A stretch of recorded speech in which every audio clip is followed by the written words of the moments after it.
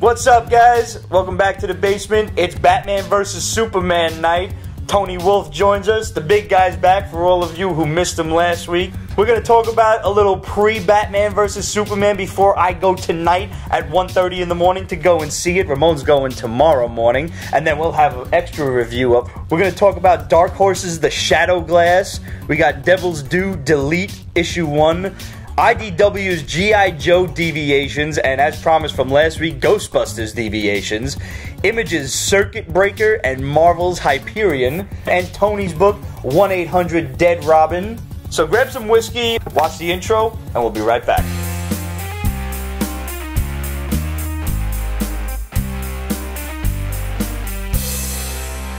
So, Batman vs. Superman is out today. It's been getting panned by critics all day. Now, we've said before, I don't have a lot of faith in this movie. I think it's going to have its ups and downs for sure. I've heard many good things about Ben Affleck, which is what a lot of people were nervous about. Yeah. Gal Gadot apparently is an absolute goddess in the film. Her movements are fluid, great choreography. She looks hot. The costume gives her a little artificial bust line, so good there. Henry Cavill is okay. Zack Snyder seems to not know how to direct a Superman movie. Yeah. Eisenberg sucks, as we probably all knew he would. And I have no problem with Eisenberg as an actor. I don't like this version of Lex Luthor. Yeah, I simply don't. It's a weird concept. Lex Luthor to me is not some young kid billionaire. Right. That's stupid to me. Their concept was evil Mark Zuckerberg. Yeah. But also, even in the trailers, okay, if you do evil Mark Zuckerberg, he's got to actually be intimidating, but he's a twerp. Jesse Eisenberg is just kind of going like this, like it's just kind of freaking out, like a little bit too silly. Mechanical says you could tell there's been a lot of editing in it. Yeah, that's a big. Right. We've been saying for months now that it was being reshot and redone. Yeah. To the expense of $500 million. Yeah. Wow.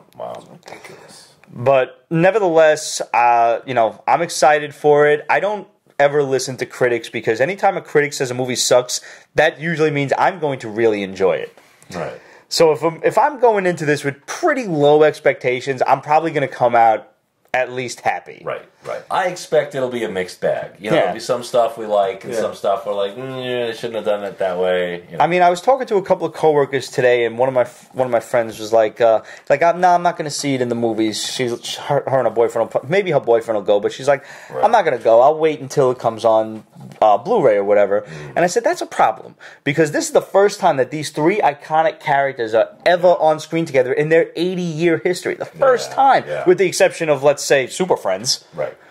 This should mean something to people. Yeah. You should go, because Superman, Batman, and Wonder Woman, like it or not, comic book geek or not, have been involved in everyone's life since they were born.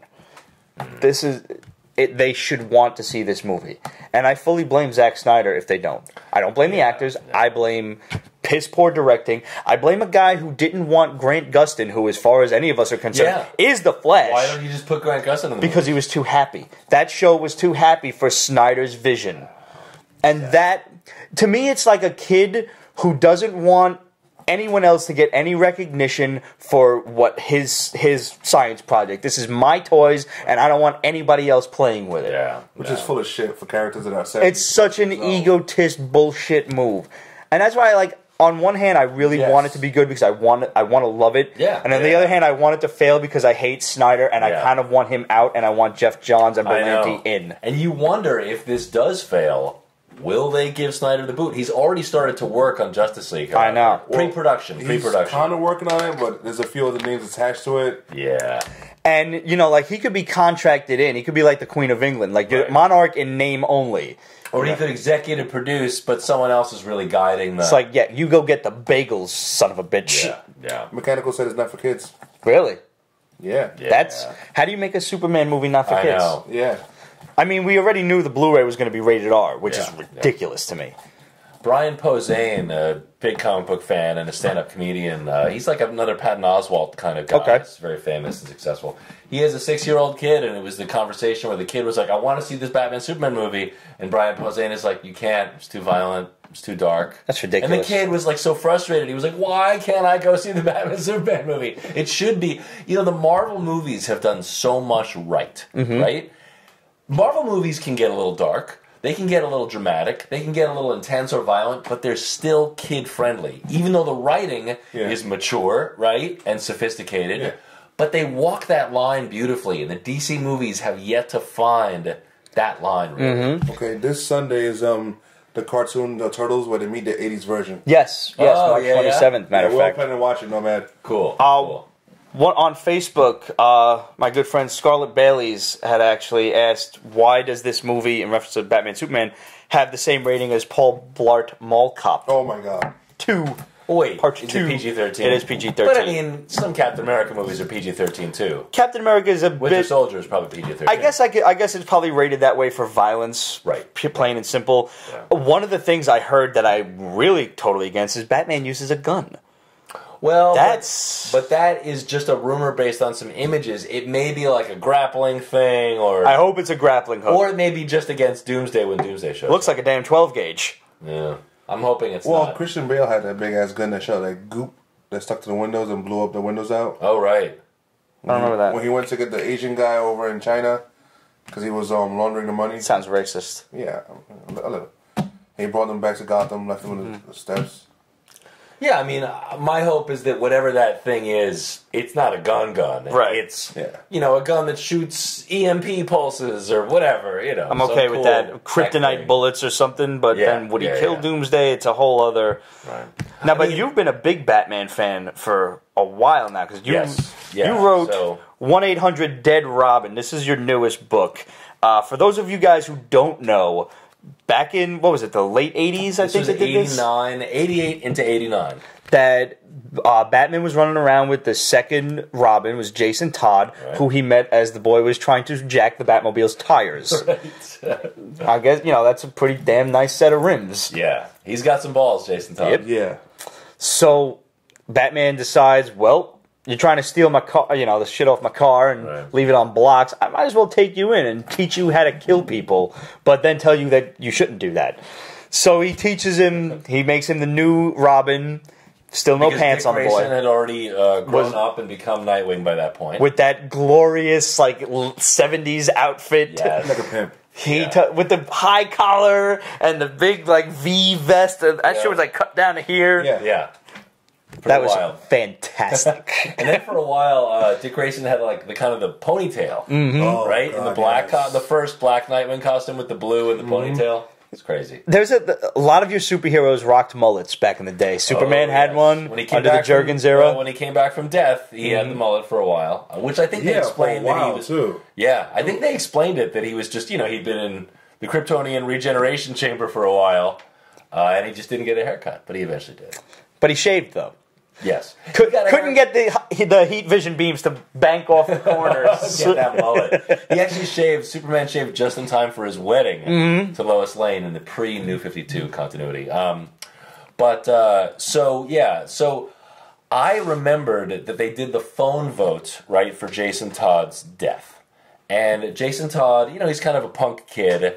He was not that popular a character. The writers were trying to make him different than Dick Grayson. You know, Dick Grayson is this nice kid. So they try to make him like the polar opposite of him. And this is the 80s, right? So Dirty Harry, Clint Eastwood, characters in the movies, action movies are starting to get tougher. They're starting to get grim.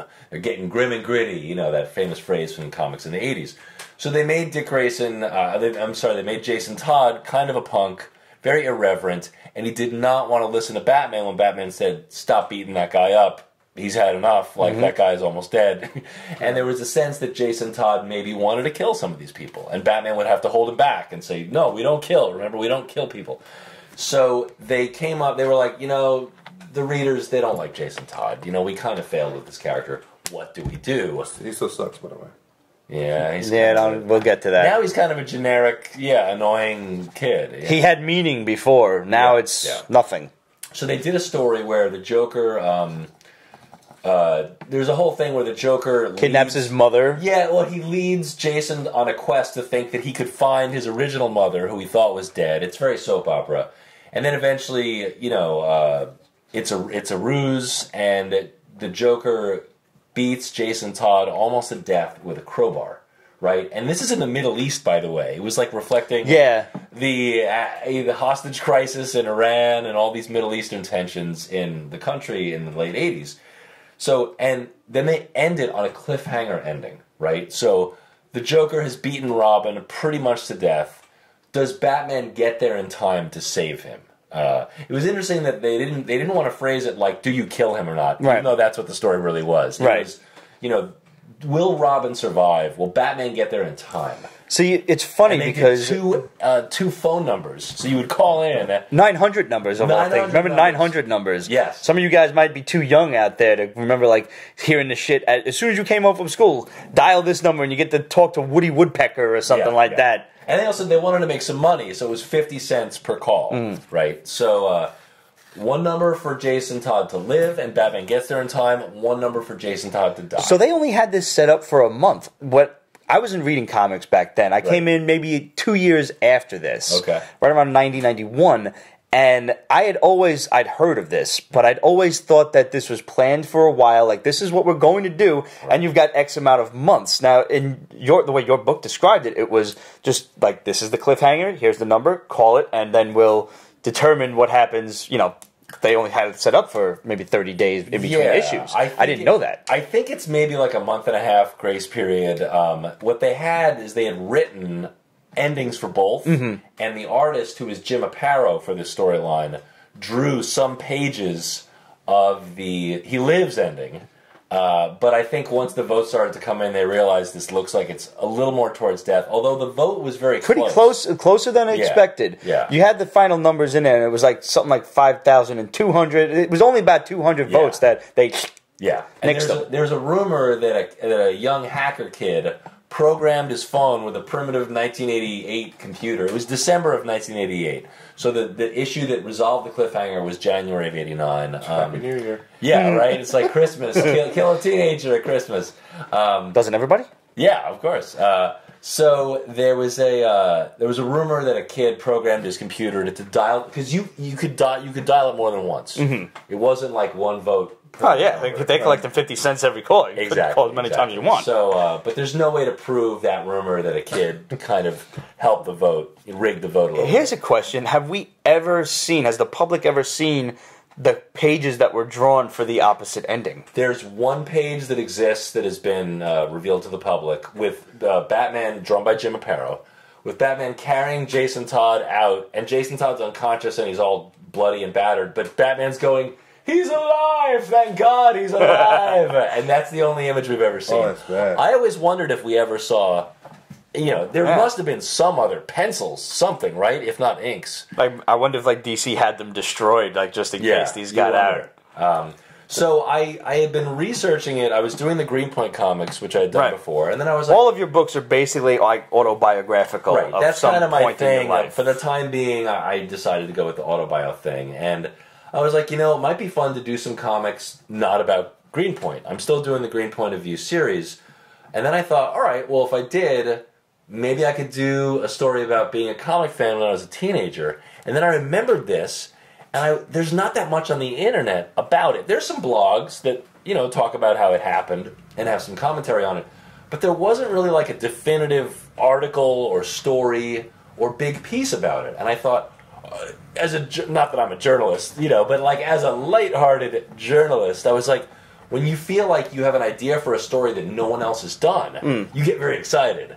And I was like, all right, I'm going to do it. I'm going to do like a little comic documentary about the phone vote death of this guy. Because it's also kind of funny, like, it's kind of morbid that we were just voting to kill. Yeah, pretty much. And a teenager. You were like a whole bunch of little Caesars with the thumbs up and down. Absolutely. But also, it had never been done before in comics, and it's never been done since. Like, no one has ever done. That surprises the fuck out of me. It has never been done. Nowadays, everything's like on the internet, vote for this, vote for that, or whatever. Idol, you would absolutely have thought that even if it was a DC or Marvel, you'd think that like Top Cow or somebody would implement this. Someone would have done a cliffhanger ending where the readers decide the end of the story, but no one's done it. Yeah. I would like to be involved in the death of comic book characters, Damian Wayne specifically. The fact is, nowadays, shit struggles to come out on time. Truth. Yes. Back then, they did deadlines. option A and option B, and it still came out on fucking time. Right. Yes. That just shows you where. In theory, this issue might have been, a week or two late simply because, okay, they tallied the votes and now it's got to get printed and,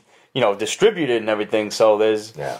And you're very right. I think deadlines for comics is the reason it hasn't been done since, right? Which is fucked up, because if they did it back then, when technology was so much better and easier to redo shit with Photoshop and whatnot, why not do it now? Or I wonder if you did it, if like an indie company did it, maybe you get one artist to draw ending A and a different artist with a similar style to draw ending B. Or just get Bagley to do it.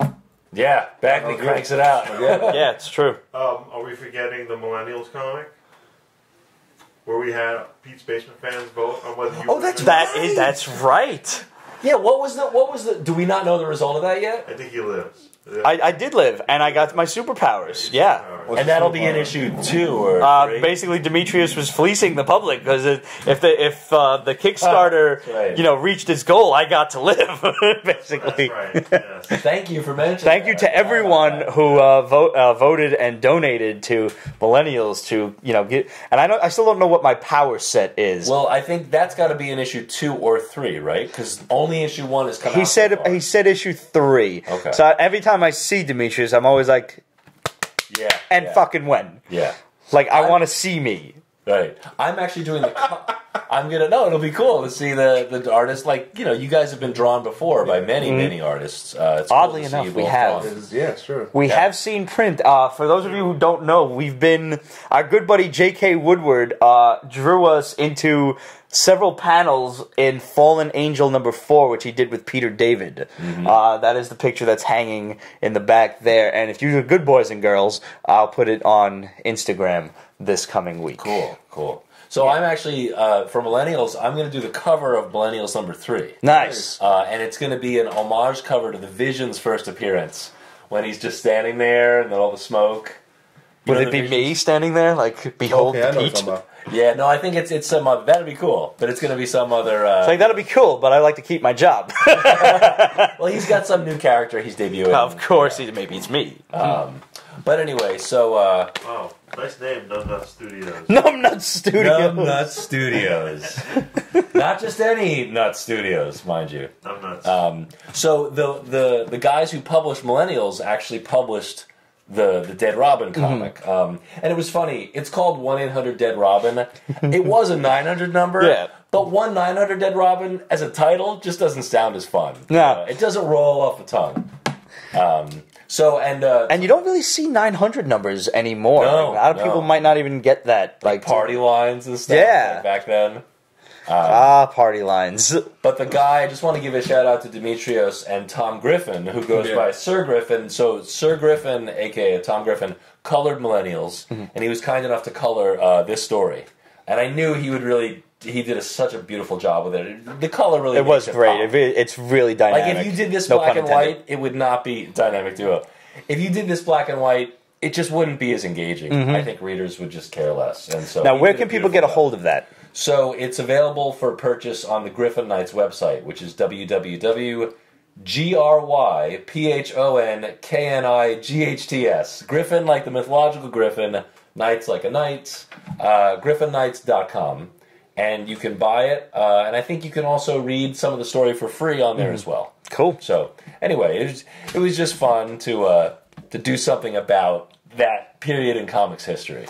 And, it's convenient that, we haven't been talking about this because there's supposedly a whole bunch of little tidbits about Jason Todd in the Batman-Superman movie, which should open up doors for another, whatever solo a few titles, actually. Batfleck is what I was going for. Batfleck movie that is coming out. I don't remember quite. The plot is... bouncing back and forth. We originally heard it was going to be The Killing Joke, and then that became the animated movie with Kevin Conroy and Mark Hamill attached to it, so fantastic for that. Then, now you just said there's a rumor that Under the Red Hood is going to be... The rumor is that... Thanks, buddy. Yeah, the rumor is that's the story. Oh, what is he saying? Somebody said I was out because of AIDS. Tattoos by Keith. Naturally. The rumor is that Jeff Johns and Ben Affleck are going to do... that Jason Todd died, but they're going to do Under the Red Hood, which is where he comes back to life somehow. I hope they do it. I mean, how can... Under the Red Hood was good. The cartoon? Yeah, the cartoon show. Well, the comic. Most of the comic, because they're fucking really close. Right. But now here's the thing. But that's about it. Now he's horrible. They'll have to come up with a non-Superboy punch related. Superboy punching the fabric of reality itself. We have Rebirth coming, and our fans have just been talking about Tim Drake is now Batman Beyond. Right. Thank you, Sean Cadeau, for answering Tattoos by Keith's questions. Right. It's a shitty fuck is happening. I'm hoping Rebirth fixes a lot of shit. Yeah. Including that punch resurrection shit from... Because that was bad. There's got to be a slightly less ridiculous way to say that Jason Todd came back to life. Maybe a Lazarus pit, right? I'll accept the Lazarus pit. Yeah. I like that idea. Yeah. So I was talking to a coworker about this, and... You think it'd be cheesy, considering he's done it as a TV show already? Nah, fuck that. Because in comics, we kind of accept the whole revolving door thing. It started with Superman, and it's just they've gone ham on that for sure. Yeah. But everyone dies now and comes back a year later. When you put some shit on the silver screen, when you put actors behind it, you're confined to a bit of realism, being that there are actors doing it. So if you're going with the whole back to life thing, I'm really nervous that they're going to kill Captain America in Civil War like they do in the comics. I kind of think they are. And then how are you going to bring him back? Because Chris Evans is contracted for Infinity War.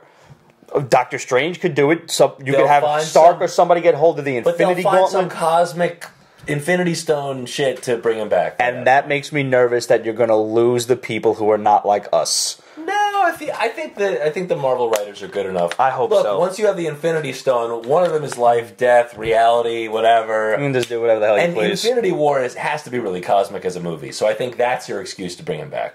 But we'll see. Hey, if the solo Ben Affleck Batman movie is really good, I've heard that's what matters. I was so nervous about Ben Affleck, and you know what it is? I realized this. I don't dislike Ben Affleck as an actor. I liked him in The Town. I liked him in Gone Girl. He's grown a lot. Yeah. He's really improved. I don't like the concept of Ben Affleck.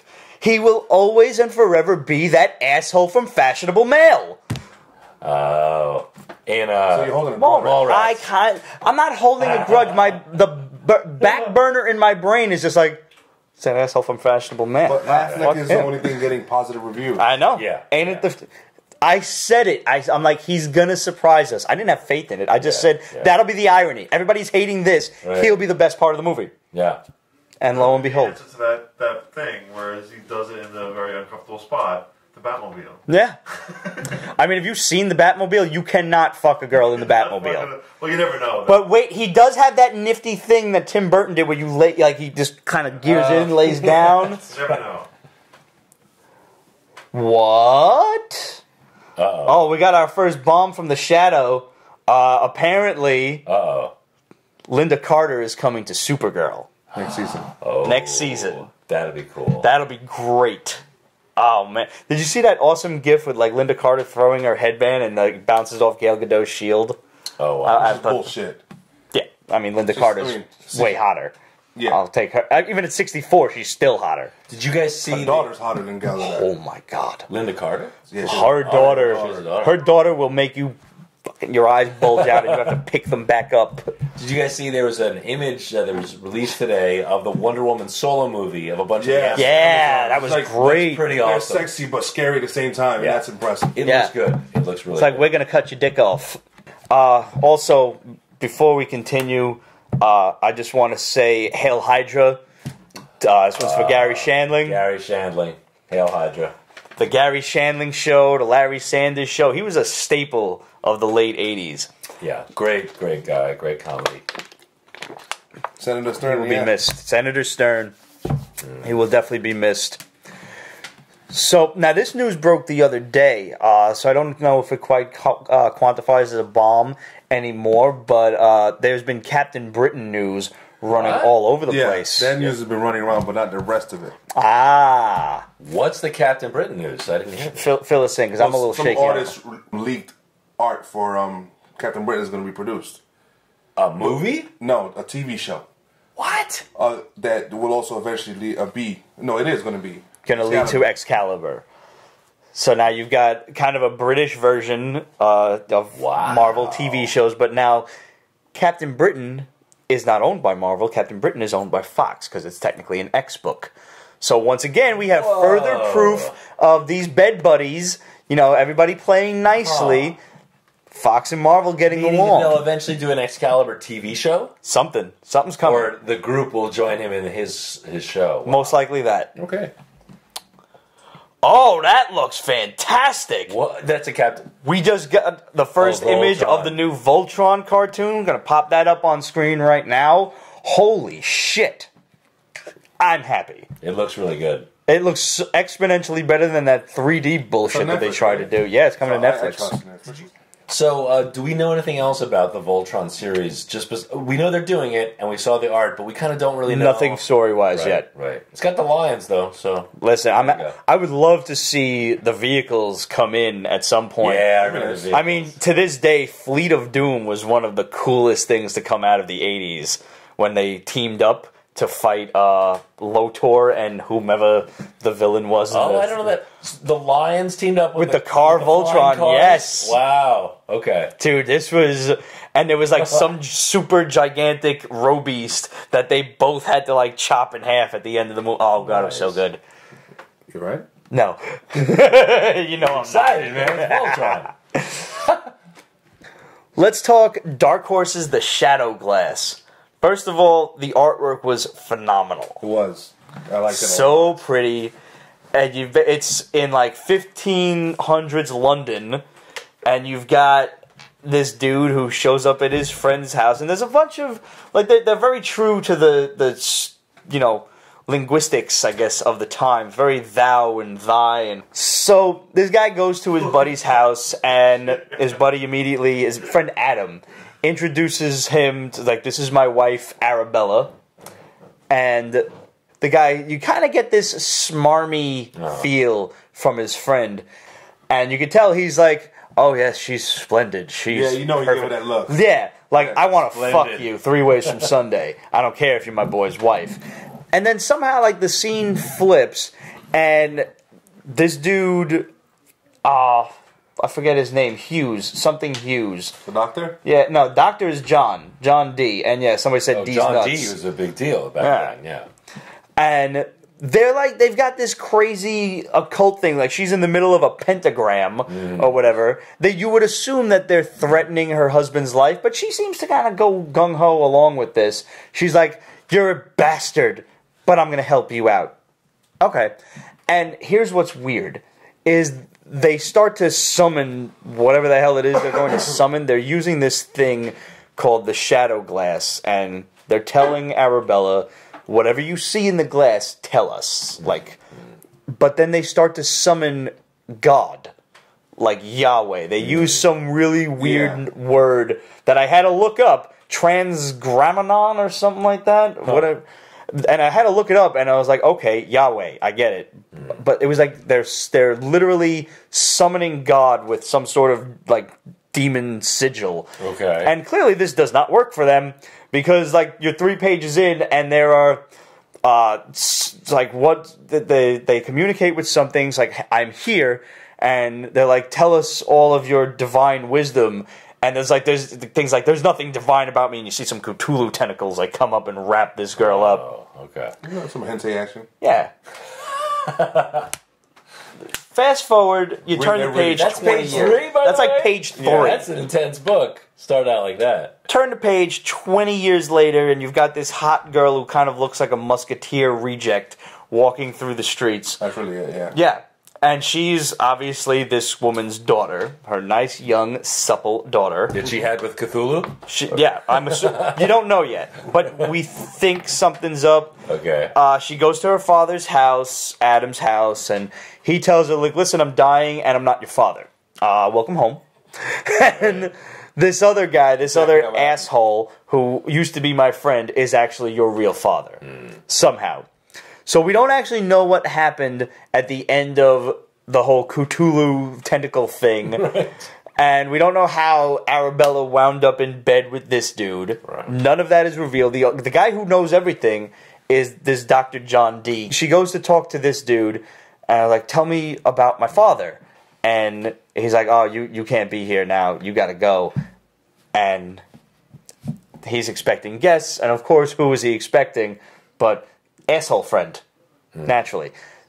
The story was probably not enough to convey, like to warrant buying a second issue. It is slow. But the artwork was so good that you have to do it. This is by Dark Horse? This is Dark Horse. The good and it's artwork, issue 1 of 6. Decent storyline. You just know they're promising more. Yeah. And it's Dark Horse, so you kind of trust them. This was almost Book of the Week for me. Yeah. It was really up there because I can't stress to you guys enough how pretty the artwork is. And just as you can see, as we've been talking about this, the panels are popping up on screen, but it's spot on. Speaking of really pretty art, was Asylum's Beyond Doomsday. Yeah, that was good. Which, remember Heavy Metal back in the day? Yeah. Like ripped right from Heavy Metal. Okay. Who published it? Asylum Press. Asylum Press has actually teamed up with Heavy Metal. The guy Fort. Oh God, I can't remember his first name. Son of a bitch. I looked him up, and I believe he was one of the original writers and artists that worked with Heavy Metal, which is why as soon as I looked at this, I'm like, yeah, this has a very nice, refined, kind of painterly feel like the old Heavy Metal comics used to. Yeah. So if you like that stuff, this was like four stories in a regular little comic form. Perfect for you guys. What was your book of the week? Devil's Dudes Delete. I agree fully. Yeah. Basically, the Delete, and it's been a while since we've seen anything from Devil's Due. They used to print G.I. Joe. Yeah. They only have a handful. Mm-hmm. Mercy Sparks, Public Relations, now this, and I think a couple of more. They're not huge in business yet, but they should be. Right. I met them at Comic-Con, but I just didn't get a chance to interview them and whatnot. They're cool people. What is Delete about? Basically, the police now. There's technology that allows them to extract visual interpretations with a computer of your memories. So crime is very easily solved. They can, because if the police get a hold of you, they get a warrant for your thoughts, and they can just, oh, you are guilty. Oh, you do know about this, and they'll arrest you. But now there's also technology that allows you can rip memories out of your head, and also wear tech that covers up your face. Yeah, that girl put this. Basically, this family, they're immigrants. They saw some shit that they never should have seen, and there are some bad people after them. But it's like it's like a corporation that's after them, and the daughter knows everything. I think they downloaded it into their daughter's head, if I'm not mistaken. It hasn't explained it yet. She definitely saw something, but we didn't see her seeing that shit. No. So that's explained in like the forward in the beginning of the book. And she's also like mute. Yeah, she's deaf. So that's like fucking. So the family is being chased by these assassins. The mother puts these she's like, wear these headphones, and they block out her face. They almost make it like pixelated, so people can't see her face. Oh, okay. So that was really cool. The assassins come in, they kill the father. He blows up the apartment in like a last ditch effort to save his family. The mother gets shot in the throat. Yeah, and this is a fast-paced book. Yeah, This is the first issue. Or no? This is probably like page 5 or 10 maybe. And you see her holding her neck, and the artwork's pretty good. The artwork is pretty good. Yeah, it's funny when you get these publishers that are they don't have a lot of books going, so sometimes the artwork tends to suffer. This was just realistic and cartoony enough of a mix to carry it with it. Yes, Delete. And you're asked to accept a lot in the forward. Like, they've already seen whatever it is they're going to see, and now people are after them because of it. So the little girl, the mother asks the handyman, who, for lack of a better term, he's slow, So she's like, here, take care of my daughter. Please don't let these people after them. He doesn't understand anything. He has to keep her away from the cops because some of the cops are dirty and they can't. Yeah, they're in a poor neighborhood where they don't trust the cops for shit. And if the cops get a hold of them, they'll see what information is in her head, and then the corporation will come in. Whoever, they didn't say who these people are. It's just like some guy in a business suit. He's got blonde hair. He looks suave, sophisticated. It's in a big old office. Yeah, like kind of a dirtbag. Yeah. Definitely a Malfoy. Yeah. So, and it's a really interesting dynamic because she's trying to talk to him with sign language, and he's like, "I don't speak hands. What are you saying to me?" Right. And the cops are investigating. One's a serious cop. The other one's a really laid back, whatever the fuck. One of them is dirty. You just know he's fucking. One of the short, fat one's on the take. Yeah, he is giving the vibe that he's the dirty one. Yeah. It'd be awesome if they turn it around. But Certainly. anyways, They might They still. investigate, they go into the handyman's apartment, and it is crazy clean. Like, no fingerprints, no skin cells, no loose hairs. So he's kind of got that like little OCD thing with he has a closet full of gloves. like Asperger's kind of thing where he's the handyman, everything must be clean. So I'm like wondering how's that's gonna fit in to how he deals with people and shit like that. Is it a miniseries, an ongoing series? it looks like it's going to be a mini. They maybe do ongoing. Mercy Sparks is now ongoing. They did the two first. I bet you this goes past 6. I'm going to guess it's going to be either 12 or 24 before things are resolved. That'd be cool. Like, I thought Nailbiter from Image was going to be like a 6-issue series. Oh, they're going. And they're still going with it. He's got an ending to it, though. He said, I think they're in their last arc now, coming up, if I'm not mistaken, because I tend to read some. If I really like a book, I'll read whatever like the author is saying in the back. Sure. Only when I like it, though. Yeah, I think he said just now that they're starting their last arc, whether it's going to be a 6 or 12-issue arc, I'm not really certain yet. But, yeah, guys, go out and get Delete from Devil's Due. You could do a lot worse. And we're going to tell you about a lot worse as the rest of the show goes on, unfortunately. Let's start with the least offensive, which was Hyperion issue 1 from Marvel. Okay. Basically, can I sum this up? Yeah, go ahead. Superman who doesn't want to be Superman versus Immortan Joe and the rest of the Mad Max crew?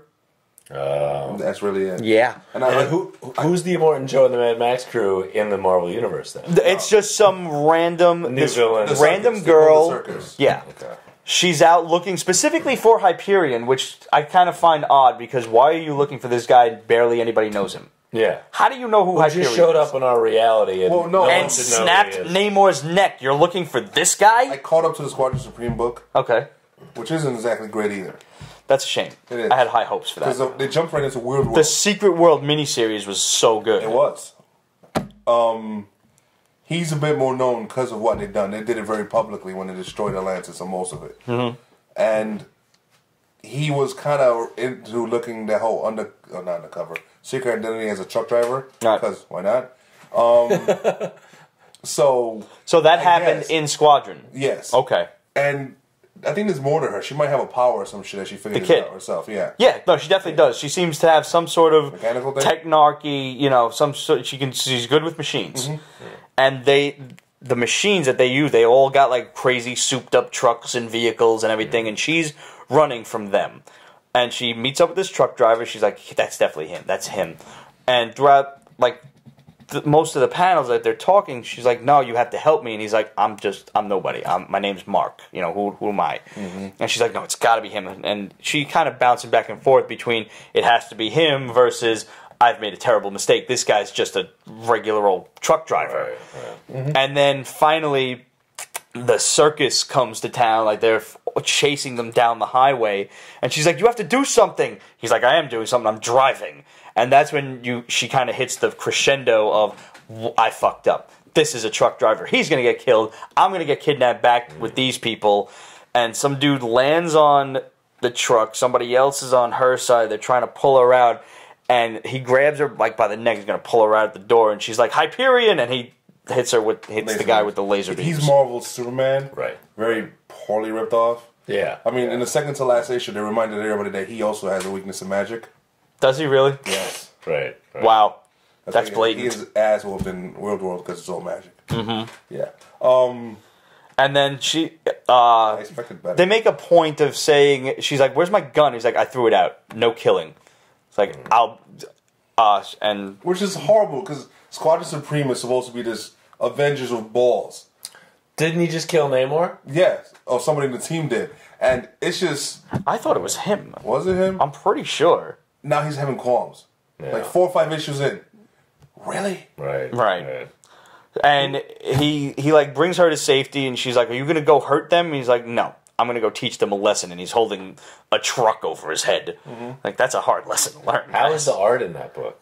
Not bad. Not bad, yeah. Not great. Nothing that I would consider writing home about. Right. Again, Secret Wars beanie was way better. Mm-hmm. Right. All right. Oh well, Hyperion. It's kind of hard to make the Squadron Supreme relevant. And I mean, you're going back to what was that Marvel like side world that they did back in the 80s? Supreme Power? No, that was in the 80s. Oh, the JMS Supreme Power thing. Fucking phenomenal. It was pretty good. Yeah. No, they first appeared in that like with the same universe that Nightmask and Starbrand was from. Their first appearance. No, they're not from the new universe. They're not? I thought they were. No, they were like Avengers villains. Yeah. In some alternate reality thing. Okay, that was it. Like that another dimension. Okay. Yeah. I love Justice League. Yeah. Oh, shit. totally. Oh, man. Just thought. Yeah, you're right. All right, let's get the worst offender out of the way. Circuit Breaker. No way was that the fucking worst. To me, it was. All right, so what was the worst for you?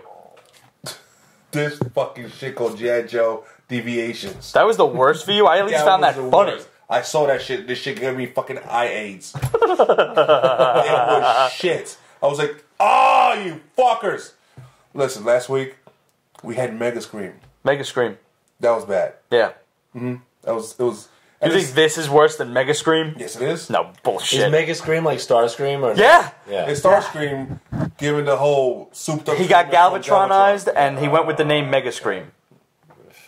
Like, you think about it. What if Optimus survived? Yeah. What you can do with that? How you can just run with it? Right. And no. See, here's the thing. IDW is coming out with these books, Deviations. We've got G.I. Joe, which is What If Cobra Ruled the World, Right. and Ghostbusters, which we promised you last week, What If They Never Crossed the Streams? It is X-Files. And Gozer was never defeated. So now you've got a New York run by the Stay Puft Marshmallow Man, and you've got Cobra ruling the world. Now, here's the thing. We discussed this briefly before the show started, and you took more of a shine to the artwork than Ramon did with his eye aids. And it is cute. It's very cartoony. It's very manga-inspired. I don't think it fits the storyline. That's why I don't like it. It's trying to be very much in tune with the original cartoon series, not even so much the IDW comic books, which can be campy in and of themselves. Yeah. But Well, there's no question that the art it's not realistic. It's super cartoony. It's like someone who grew up on manga. Manga meets like Scott Pilgrim. Yeah, sure. If you know the Scott Pilgrim style. The writing, it seems to me, it's very tongue-in-cheek. We were saying earlier, it's almost like if the Venture Brothers did G.I. Joe. It's kind of making fun of it. Yeah. You know. Yeah. Right. Destro's a fucking house mom. Destro's a house mom. One thing they bring up is Cobra Commander has all of these crazy schemes, like, we're going to wipe out all the cell phone towers and wipe out everybody's phone, and they're like, you can't do that. Communication is integral to a functioning society. And it's like, what about these education ideas? And he's like, but no, what about statues with laser eyes, and we can weaponize the fish in the sea? All, mind you, actual plot lines from the cartoon series. And they're like, but no, you psychopath. You're ruling the world. And Cobra's actually doing a really damn good job of it. Of ruling the world, yeah. The world currency is at its peak. Everything, education is fantastic. Right. Cobra's actually doing the right thing. They also make a joke about, it's like, and he makes us wear these ridiculous uniforms. Right, so, himself. Yeah. It's bad. It's funny. There's one design in the back that I liked. The Cobra Commander design popping up on screen now. Yeah, that's awesome. And I like the fact that they went with his fucked up face. Awesome. From the that's it. G.I. Joe the movie. The storyline is shit. Nemesis Enforcer is in it. He's technically dead. One of this one. That's the one. Yeah. Well, it's interesting. This guy, his name is Corey Lewis. He is a pretty good. It's funny. I've seen a lot of his art on Facebook and stuff. It's almost like a lot of his art is better, like. Individual pieces of it on Facebook are better than the pages here. Right. Kind of. I wonder if that's an editing thing. Like, they tell him, make it, this way or emulate a particular style or something. Because the artwork in this is very cartoony as well, and not nearly as good here. Sure. In this one now, they're still trying to figure out how to defeat Gozer. And it's actually the Stay Puft Marshmallow Man who comes over to them and says, hey guys, what's up? Yeah. And what is going on here? He spits at them? He spits marshmallow at them. That's one. And that's what he does. He's like, well, listen, you guys got to help me go home. And they're like, what? But you conquered the world. He's like, yeah, I conquered the world in a giant fucking marshmallow outfit. It's like, I'm stuck in this form. Right. So he doesn't like this. He's like, I thought at least when I conquered a planet, it would be in something cool looking. Yeah. So he wants to go home. They get this idea to send him home. There are also... He did tell them cross the streams, and they're like, no, you can't do that. And there's also like these little marshmallows running around. Like little puff ninjas or something. Little puffy marshmallows. With faces on them, I see. That are actually his poop. He makes a point to say they are his poo. So deviations are really more tongue-in-cheek, silly. Yes. I would have liked the darker one. Right. If you're going to do Cobra these ruling the two world, are. It could have been played Transformers serious. tried to be as serious as the cartoon. Duke dies, and I would have loved to see G.I. Joe go darker. Yeah. No. And see, that's the thing. That's where I thought that these books dropped the ball, because I'm coming from a what-if standpoint. Remember the what-ifs? Oh, yeah. Bad shit happened in the what-ifs. Right, they played it out. Yeah. Whatever bad shit might have happened in the original story, worse shit happened if that bad shit didn't happen. And they didn't make it a joke. No. Yeah. And that's what I think these could... Ghostbusters, okay. Ghostbusters is a comedy movie to begin with. Right. You want to make it fun. I wasn't expecting funny, but I could almost bite. Yeah. Maybe not quite this With the funny. sillier tone, yeah. G.I. Joe, Ramon's right. This could have been much darker. In keeping with the other IDW books that they've done, American Hero tends to be a little campy because it kind of takes its inspiration from the cartoon series. They're putting all of the, as many characters as Larry Hama could possibly pencil into Greatest one book. American Hero? No, A Real American Hero, the original title. Oh, okay. But the other IDW books that they were doing for a while were real dark, real realistic. Right. The last series dealt with like espionage and everything. It was horrendously boring. Unfortunately, just wasn't written correctly. But prior to that, all of the G.I. Joe books I would rave about. Really good, yeah. And I mean, dark as fuck. They would pull no punches with killing people. This, I don't know. At least it was funny for me because it brought me back to the cartoon series. I wasn't expecting it. Right. Transformers last week dropped the ball horribly because that was a serious movie. And they tried to be serious. If you were going to have Optimus Prime live, you needed to have worse shit happen. Unicron needed to devour Cybertron and then Earth. Right.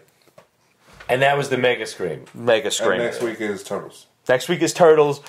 Instead of them being found by Splinter, they join Shredder. This book has potential. Okay. So we'll see what happens there. I'm not holding my breath. I did not hate this as much as you did. I fucking hate it. And actually now in talking about Ghostbusters, I'm a little bit more okay with it and being able to laugh about it. Maybe I've kind of seen the light a bit. I don't know if you need marshmallow poop, but... That was a bit much. Yeah. At the end of it, they Can't told... they be his babies? Can't they just have marshmallow kids? I'm going to just spoil the ending Who's for he you fucking? on this one. Yeah, exactly. Who did he have these marshmallow children with? They send him back in time to the point where he originally came into the world, and he's like, and then you can go home. And they're like, yeah, but Gozer's going to then assume a better form, and he's going to double-cross us. So they promise him that he's basically going to be a non-suable, non-lawsuit version of SpongeBob SquarePants if you betray us. So right in this panel right here, they call him Loofah Joe Rectangle Shorts. And they put a whole bunch of posters around the roof of the skyscraper so that when the Ghostbusters are asked, what's the first thing that comes to your mind and the Destroyer will take this form, there's a whole bunch of Loofah Joe posters all over. Like, well... That is kind of funny. Not looking back on it, I went into these with such poor, just a bad mind frame because of Transformers. These were a little bit better. But It's if you kind of expect a random, weird way to just approach the whole thing. very much so. Yeah. If you were expecting what ifs, which I was, so I guess I went in with totally different expectations, and I left disappointed, By unfortunately. the way, a quick tangent. Yeah. IDW, they're about to come out with a ROM series. Have you heard Rom about this? Space Knight? ROM Space Knight. Wasn't that a Marvel book? How'd they get a hold of it? The rights were tied up, totally screwed up for years. Marvel could never reprint it. Oh, wow. Hasbro owned the rights, this whole thing. The guy who runs IDW, his name is Chris Ryle.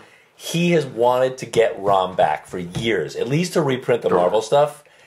he got the rights. I don't know if they can reprint the Marvel stuff, but he's writing a new monthly ROM book. No shit. And it's debuting on Free Comic Book Day. Nice. Which I think is the opening weekend of Civil War.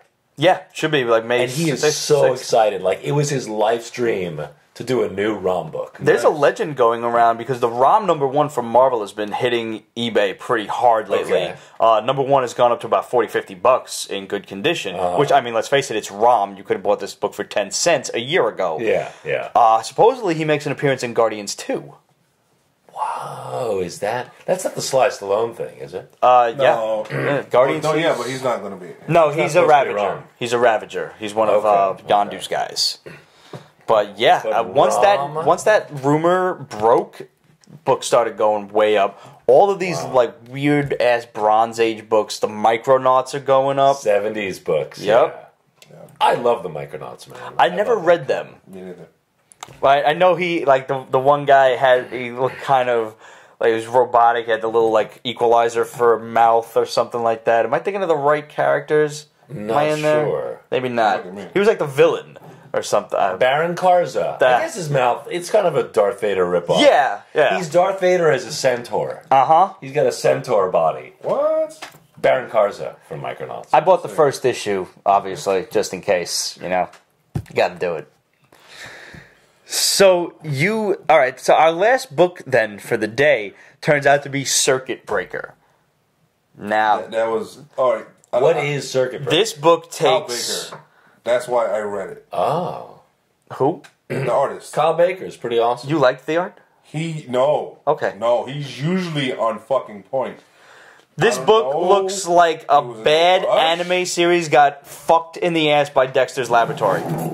Hard, too, like rapey fucked in the ass. It's a comedy book? Because he usually does comedy No. books. It's not There is really some a comedy. Weird, like, humorous art to it. Basically, it's in the future. Of course. Obviously, robots they did everything for people, and then now they're outlawed. And There was a big war, and humans built robots to fight each other. So the last surviving ones remember robots killing them, so they're like, no, we don't want to deal with you, even though you saved us. Fuck off. And now robots are kind of illegal if they show their face in public. Like this one little robot was on a bus and he was trying to sell like candy and a designer bag knockoff, and they kicked it. They were kicking it like a puppy, for God's sakes. And then, like a good puppy, it released sarin gas to kill them as its defense Kyle mechanism. Baker wrote this, too? He No. usually writes his own stuff. I don't think he did. I don't remember it. Okay. And now the robots are kind of like warring with the humans. There's also a couple of robots who are human loyalists, so they're fighting amongst themselves. But I couldn't get around the art. The art was a tough pill, but the story is nice. The main robot inventor created one last robot with limited supplies. Obviously, this is a Well, he super could. sexy robot, She's like not a super girl. sexy. She's kind of cutish the way they drew her. She's supposed to be like a 21-year-old hot broad. I don't think, whatever. She's not a teenager. Anyways. So something about her is she's supposed to be there as a last stand against the robots or to help the robots. But She's a like the robot herself. go-between between the humans and the Right. robots who The try to make liaison. peace. Like in Yeah. V, the final battle. Star Child, or whatever the fuck it was. Exactly. And the art is just tough. Yeah. It's so hard to get around. And that was my biggest problem with it. And I'm struggling page for page. And I think if it wasn't, because I don't think a cartoony style like that fit such a serious story. I agree. Like, did you read Descender by any chance? I didn't read it, but I looked through it. Oh man, I love the story. Yeah. It's again like robots in the future kind of A thing. little kid robot. Yeah, but they're also like the humans are living in fear of robots because robots were like their companions for a while, and then these huge sentinel things Aliens. showed up out of nowhere. Called the Harvesters, killed like 3/4 of the human population, and now robots are kind of shunned. Okay. But this has like that really And that dark art is watercolor. really cool. It's Yeah. so It's great. I Dustin follow him on Millian, I Instagram. think. Yeah. Yeah, it's amazing. It's so Or a Batman good. artist. Yeah. When I found him on Instagram, and he surprisingly doesn't have a lot of followers. Really? I don't remember and you know why? Because his Instagram name is not something that would reveal that he's him. Okay. It's like a very short, like 4 or 5 letter name, and I'm like, I found him by pure happenstance, and I was like, artist on Defender. Follow. And maybe he's newer to Instagram, too. Could be, too. They have a huge Twitter following, and they just got Instagram like 6 months ago. Right. So people don't really know. You're bigger on Twitter. You're not on Instagram yet, right? I'm on Instagram. I'm newer to it. Like, I got Instagram probably 8 months ago or something. Because I know you guys are asking, so both Tony's and Descender guy is right down there. So go stop what you're doing and go follow them now. Thank you. Yep. That's what we're here for. It's funny, at one point you almost said Defender. Someone should make a comic about the old arcade game, Defender. Right? When you gotta save the little people and stuff. There's a story there somewhere. I'm surprised it hasn't been done. Right? Everything always new. A Galaxian comic. Space Invaders. Something. I could see that. We're going to publish our own line right now, actually. Yeah, that's really good idea. No one else can have this idea, so don't take it, people. Anyway, what else? We got some questions now. Yeah, how is the... Oh, wait. Adriel asked that question last week to me. He What? said it Who asked it? Adriel. Adriel? Say it again. He's Latino. I Adriel. know. Adrian. Jimenez. Adriel Jimenez. See, I know how to say his last name, though. There you go. Have they done any book where the roles were almost switched and Uncle Ben became Spider-Man and Peter Parker died? That would be a good what if. Yeah. Not to my knowledge. That very much takes from, if you've never read, there's one of the Earth 3 or 4 or something that Thomas Wayne is Batman. Right. But the one that I always go back to was Flashpoint Batman, where Bruce Wayne was killed, Thomas Wayne became a psychotic Batman, and Martha became the Joker. Oh, I forgot that Martha's the Joker in that. Best 3 issues of Batman I think I've ever read. You know what they should do? They should clone Uncle Ben. They should clone Uncle Ben. I don't have enough hands to smack you with. There is a rumor that they're going to do something, Marvel's going to do something, where some dead characters sort of Dead no more. to come back. I hope it's just Seam. Yeah, I really think it's going to be Seam, and they're trying to piss us all off, you know. I don't have a lot of character you do not bring back. Supergirl is now the highest rated comic show on TV, beating Flash Wow. and Agents of S.H.I.E.L.D. Wow, I kind of think Flash is slightly better as a show, but did you catch wider audience, I guess. I think they're just being this fucking Zoom thing too long. Maybe. Zoom is going to go till the end of the I know, end of this it's a season long with one character. Right. I still don't believe it's actually the Jay Garrick that we know and I don't love. want it to be J. Ryder. I don't want it Did to be. they reveal that in the show? They did. Last week. Okay. Yeah. Oh, this week. Whenever, like, that was like the cliffhanger before it went on its little hiatus for a couple of weeks. Do we know who the Man in the Iron Mask is Not yet, no. Okay. I have a firm belief that that's Eddie from... Eddie Thawne. Yeah. The other version, the alternate universe Eddie Thawne? No, our Eddie Thawne, who shot himself in the chest to destroy his descendant. See this shit? It gives you a fucking headache. Yeah, it does. Because he went to Quantico for a while, but his character there just committed suicide. Okay. So that opens him up to come back to Flash. Speaking of Flash, you brought it up to me. Did you catch the little tidbit? The girl, Jesse Quick was going to Opal City, No, which that's was awesome. the home of Boss. Starman, Elongated Man. That said Midway on it. What's the Midway thing? Midway is the home of... Midway City. Yes. It's a city in the DC world, right? Who is in Midway City? Hawkman and Hawkgirl. Hawkgirl. It's You're also right. Oh, yeah. from the Suicide Squad movie pictures. There's a police car that says Midway Police. Really? Oh, wow. The Suicide Squad movie looks fucking awesome. Yeah. Every trailer has been great. Somehow I feel like they're going to get the tone right, you know? I'm hoping. When is it? Is that open much later this year? June, I believe, That, if I'm not that mistaken. movie looks solid. If Barry Allen is Earth 1, where Earth is Supergirl in, I don't know. That's a fucking... Listen, we've got 52 of them to choose from, so whatever. You said Super Glenn? Did I? If Barry Allen is... Supergirl, because Oh, he's Supergirl. going to Supergirl this week coming. Right. She's not coming to Flash. He's going there, mind Okay, sure. you. We got some questions, though. Oh, yes. To the question. Guys, we're signing off of Gumasikyam for a moment, but we'll be right back. Como se llama? Yes. Okay. It's like a Italian special- for whatchamacallit. Is that a special Periscope? Like, it's the new Periscope. The Gumasikyam. Yeah, no. All right, the hand versus the foot. Who wins? Special two. I think we've handled that question before, no pun intended. And no, we handled we did the foot versus Cobra. Well, what Or did the you guys hand say? versus Cobra. I think the hand wins. I think the hand has to win. hand The wins. hand is the more The legit. hand versus the foot clan. First of all, you can kill foot soldiers. The hand comes back. Foot soldiers always punks too, man. Yeah. There's no way you're going to have a bunch of punk kids fighting undead ninjas. I think I just felt the house shake. I think Shredder could take out a bunch of hand ninjas, but eventually he's going to be overwhelmed. Yeah, that'd be nice. Yeah. Robotic Foot Clan or human? Sensational. Oh, no, that's somebody asking. Oh, Robot Foot Clan versus humans. I guess it's two different versions. I think Well, then the robots win. I think the robots put up a better fight, but I still think that there's more hand assassins than there are robots. Right. All right. There's a lot of them sons of bitches. Every time you turn around, they got an army behind them. Yeah. Josh Krieg, fuck, marry, kill the women of Daredevil. Elektra, Karen, and Night Nurse. Oh. You gotta marry Karen. She's just wholesome and cute and ridiculously hot. She is totally. so, But gorgeous, and she's tough. She's fantastic. She needs to do some nude scene. I mean, the best we got was in True Blue. That little side boob thing in Daredevil no. didn't even count. You definitely gotta fuck Night Nurse, because who doesn't want to fuck a girl in uniform? Rosario Dawson is fine. So fine, so hot. You gotta kill Elektra. But it'll be great because she'll put up a good fight. No, she won't. Nah, that's hard. No, she would put up a good fight. Yeah, I'd love to fight Elektra. Hell yeah. It's nothing better than on a par with her. Otherwise, you're done very quickly. There's nothing. Wants to know, will you guys do a full review of Dawn of Justice this weekend or next Thursday? Dawn of Justice review will be coming as soon as humanly possible. I'm seeing it tonight, 1:30.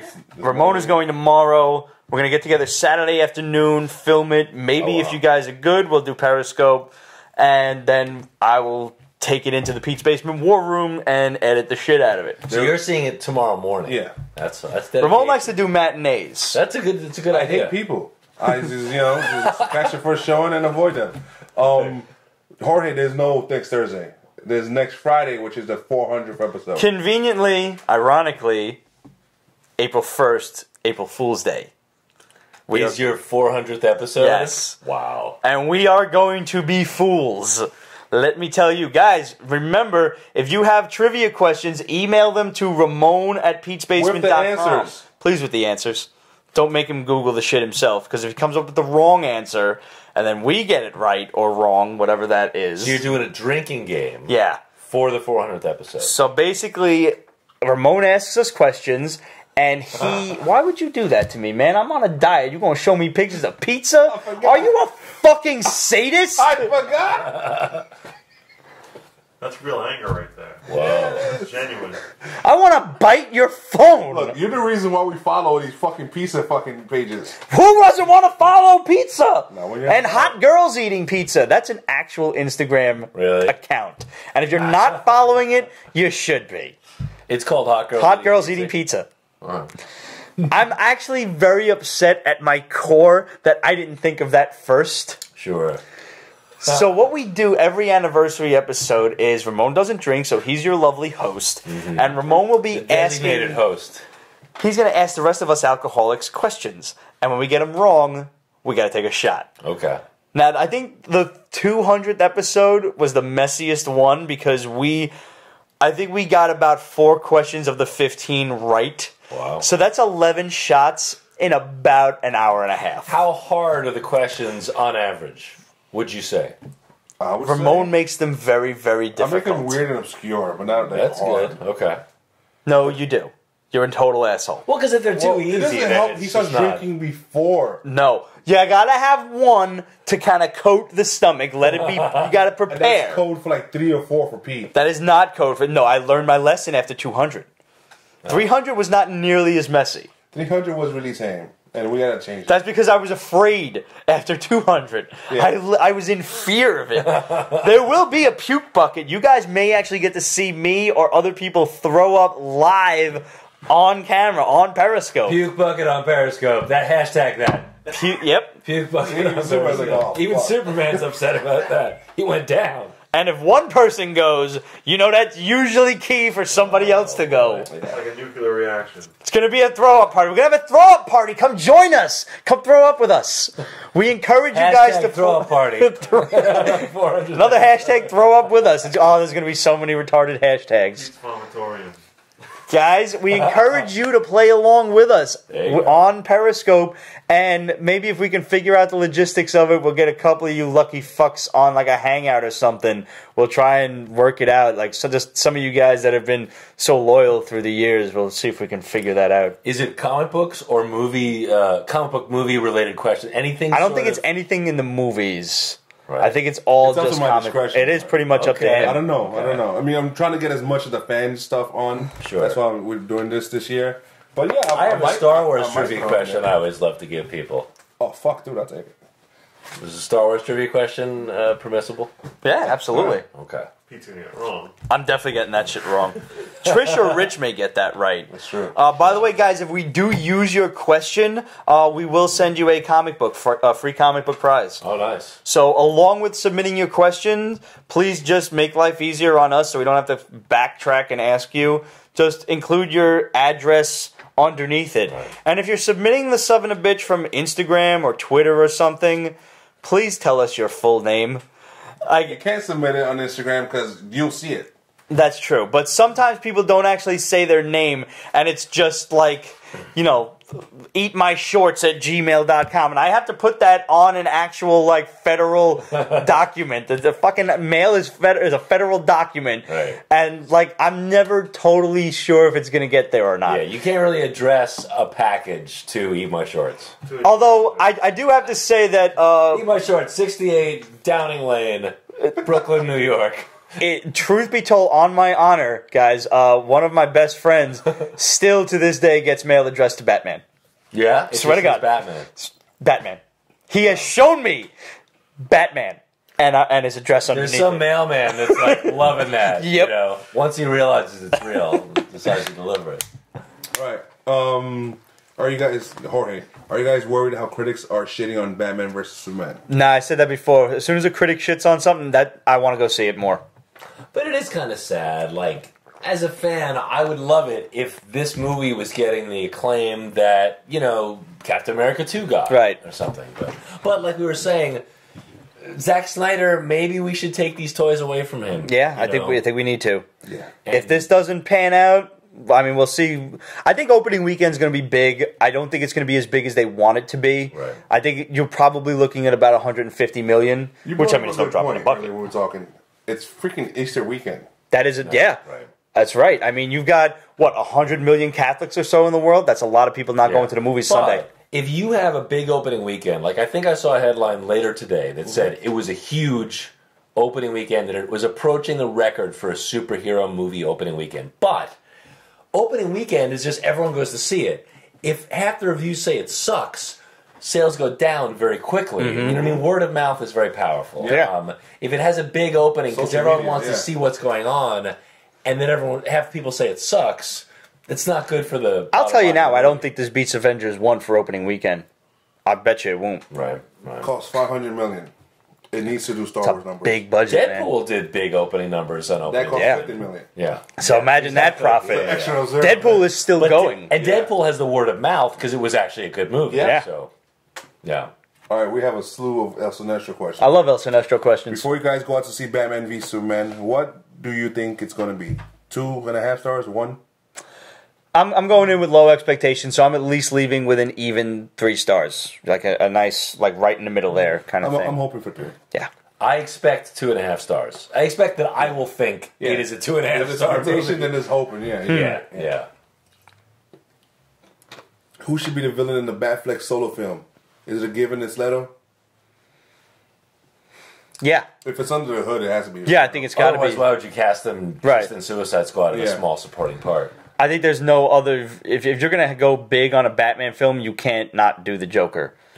You could maybe do a little side piece of, like, somebody else. You know, the Killer Croc was established in Suicide Squad, the movie, so maybe you throw him in there as like a side... Because even in the Dark Knight by Christopher Nolan, you get a little Scarecrow appearance, you get Harvey, you get other Yeah, that was characters. the cool thing about him. He was in 1, 2, and yeah. Yeah. Would we get a Vicky Vale caster? Caster is this chick from Star Trek, the blonde. Uh-huh. Alice Eve? Yes. She's hot. She is incredible. But no, we shouldn't get a Vicky Vale. Vicky Vale is shit in the comic book. She's like nothing. They did a crappy Julie Madison in the 4th Batman movie, Batman and Robin. Remember? It was the biggest Sports Illustrated supermodel in the world played Julie Madison. It was Really? My God, why am I blanking on her name? Because it's You Batman absolutely know- and I know, Robin, it's and a terrible movie. your brain is not letting you think about that. Yeah, it's oh my God, you absolutely know her. Some fan will tell us who it is. Maybe by the end of the show. But I guess you do a Julie Madison and actually write a good Julie Madison because she was like a cipher in that movie. I would like to see a good female character, but not exactly like a love interest. Unless you Right. want to fuck around and bring Talia. Oh, Could that do would be Talia. cool. I wouldn't mind a movie seeing that. Talia. Yeah. And if Jason Todd, if they do Under the Red Hood, and Jason Todd is brought back to life in the Lazarus Pit, then you get a movie Talia. And then you get Ra's al Ghul. Yes. Now so there's your excuse for another villain. Okay. Right. Yeah, that'd be nice. All right, we just wrote the movie for you guys. Yeah, there you Pay go. attention. Jeff Johns. Are we talk. ever going to get another Solo Soups film, you think? Yes. I Absolutely. wonder about that. Yeah, Yeah. I mean- Superman has a spectacular rogues gallery. Yeah. I mean, you've got Brainiac, what's his name? Fucking Bizarro, if he doesn't make the appearance in this movie. Right. Parasite would be cool. Oh, a movie Parasite would be excellent, actually. Even if he's not the main villain, you could have him be an experiment gone wrong. They are Bless you. They are definitely planning Metallo for somewhere. Yeah, Metallo's eventually. Whether it's Justice League or what, definitely. Do we have any other Facebook questions? I think we had 2 more. Facebook. I sent you the images. Oh, that's what the images. That's what those were. No, the images was just Instagram. Alright, fine. It's just me. No. There's a picture of his water bottle. Yes. With Ew. My niece just texted me and she saw Batman vs Superman.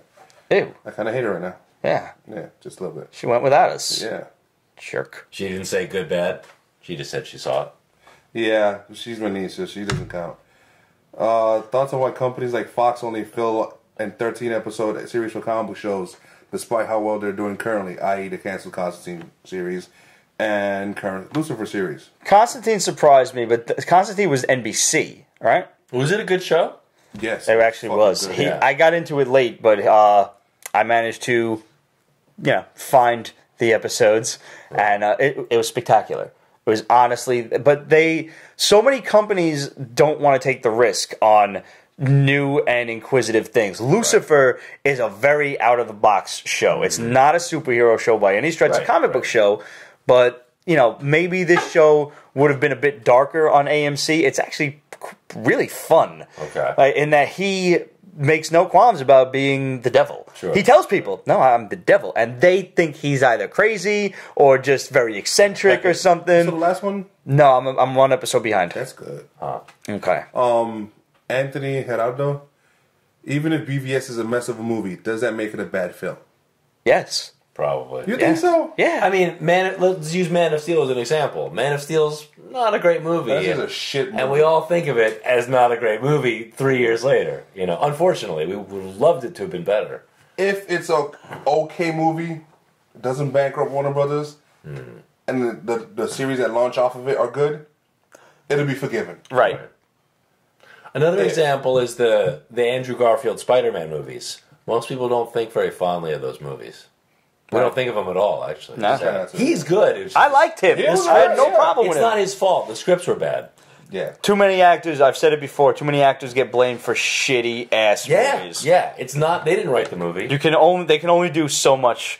I don't even think Ben Affleck's Daredevil was not his fault. No, not at all. He did his best in a mediocre movie. I mean, then you've got Colin Farrell, he could possibly get some blame for that. Maybe. His acting is special. Yeah. Victor Jarvis want to know who farted. Oh, it was probably me. It's almost always me. Ramon burps, I fart, it's what we do. Yeah. That's about it, right? That's it. All right. Well, we have an extra copy of 1-800-DEAD Robin here that Tony's going to sign for you guys, and you guys will be able to win. This will be our next contest. Why don't we give this one away on the 400th episode There you go. next week? Yeah. You're one of the prizes. So we have to give it away early because you will be shit-faced. No, it's even better when I'm drunk. We can give it away then. And in that, you will get a redrawing, homage drawing of the famous Death in the Family. It's a very well done. It was so much. One of the fun things about it was drawing little homage images to He's, you know, like the Mike Mignola covers from the Death in the Family stuff, and I don't know, just a lot of fun. Do we have a trivia question that we want to ask him? Me? Mm-hmm. Yeah, go for it. Come at me, bro. No, not for you. In order for them to win.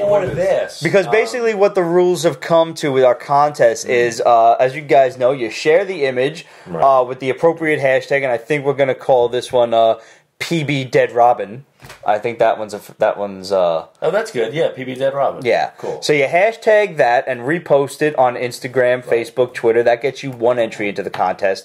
Or you can also answer the trivia question and get 5 entries into the contest. So let's see. I think a Batman or like a Robin trivia question, if you've got one in mind. Otherwise, I could if we want to get obscure. As obscure as possible. I love obscure. The story in which Jason Todd dies. I told you they go to the Middle East or something. Yeah. The Joker actually is hanging out with a Gaddafi equivalent. Okay. Like, they're supervillains together, kind of. Because the Joker is like, hey, Gaddafi, you're my kind of guy. You kill lots of people, you know. Makes sense. But it's like, maybe the trivia question would be, what was the name of the Gaddafi analog character? I don't remember who it was. That's important that you don't remember, because we can always look that up. There we go. And you guys are going to have to look it up. Who was the Joker palling around with in the Death of Robin issue? The Gaddafi-esque character. And another maybe trivia question was, they used to have an equivalent of the Iran, Middle East, like a made-up Middle Eastern country in D.C. Kandak. Yeah, there it is. Okay, I forgot about it. But yeah, way to go! Woo! Yeah, answer it for him. No. You get 5 entries into the He contest. wanted to know who the leader was, the name of the leader. No, that too. But Kandak could also have been a question, but that's awesome. Oops. No, it's cool. It's all right. You get 5 entries into the contest now, but you can't win, because if you win, we get sued. And I remember it was Kandaq. Yep. You know, and Superman went to Kandak too a couple times. Yep. Superman got his ass whooped in Kandak We know by Black Adam. Oh, right. Yeah. Can't fuck with Shazam yet. That was the country that he takes over, Black Adam. Well, in defense, he did rule it 4,000 years ago. Sure. It's kind of still his. He called Good, dibs. though. Yeah. Shout out to Kandak, all you 80s, 90s. He did the whole DC foot thing, no commentators. penny tax. Remember that shit What? from back in the day? You ever do that? Like when you're playing tag and you didn't want to be it or something like that, and you said, like whatever rule was made up, and then you yelled no penny tax and you smacked the back of your foot. That's Italian Brooklyn. It's a local thing. Guess so. no, yeah. All right. Guys, enjoy Batman vs. Superman. Let us know what you thought. Questions at Pete'sBasement.com, Facebook.com/Pete's Basement, and of course follow us on Instagram and Twitter. Go follow Tony. Go follow the Defender dude. Their Instagrams are right down there. Questions for the trivia contest at Ramon@Pete'sBasement.com. And the answers, please. Please include your address so we can send you the combo, because more than likely your question will be used. And by the way, maybe when you guys do your Batman Superman review, you'll talk about the Flash cameo that is rumored to be in the movie. Flash, Aquaman. I heard Aquaman. the Flash cameo. Like the Flash was so bad that Really? his part got, first of all, whittled down to a cameo and then nixed completely. Really? So we'll see what happens. And I'm all for this because I want Grant Gustin as the Flash. Yeah. Period. And guys, thank you to our patrons.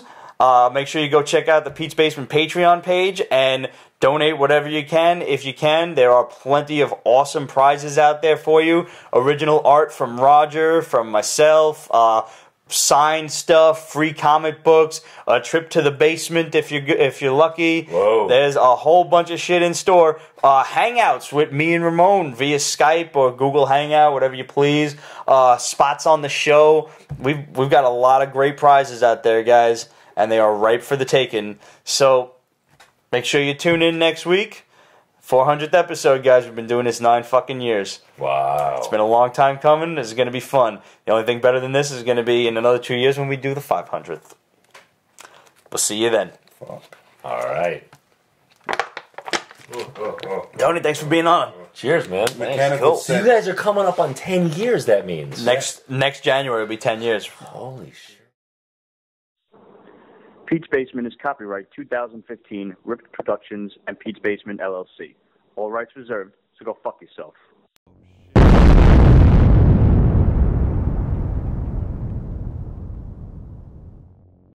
And that was definitely just the NSA to make sure that we're not talking about midgets or showing our asses. Oh, man. I'll tell you. Did I tell you about the girl in the subway, though? Did I tell you about this, broad? No, what? I felt real bad for her. I've been dieting for like the past 2 weeks now. Major influx of protein. Things, yeah. The protein, man. And I really think I looked around first. And I'm like, all right, I'm by myself in a subway. And this could have peeled paint, man. Right. And I turn around, and this woman's like, remember the Memorex commercials? Like, yeah. she had to walk away. Oh my God. It was so bad.